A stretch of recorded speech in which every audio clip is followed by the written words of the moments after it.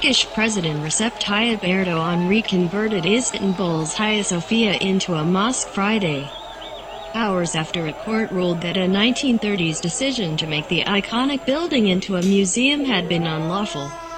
Erdogan said in a decree shared on Twitter that he had handed the majestic dome building over to the government's Directorate of Religious Affairs to open it up to worshippers. Soon after the decision, state media broadcast video of crowds gathering outside the 6th century structure. Earlier, in a big win for the president's conservative Islamic agenda, Turkey's highest administrative court threw its weight behind a motion brought by a religious group annulling a 1934 ruling that turned the building into a museum. Erdogan had proposed restoring the UNESCO World Heritage Site into a mosque, placing the almost 1,500-year-old building at the center of a struggle between those who want to preserve Turkey's secular roots and the president's aspirations. In a televised address to the nation, Erdogan said the first prayers inside Hagia Sophia would be held on July 24th.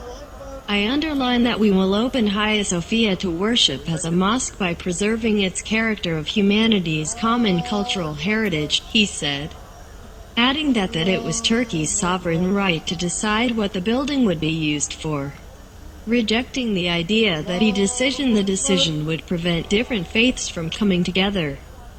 He said, like all of our other mosques, the doors of Hagia Sophia will be open to all, locals or foreigners, Muslims and non-Muslims. Hagia Sophia was the Byzantine Empire's main cathedral before it was changed into a mosque following the Ottoman conquest of Istanbul.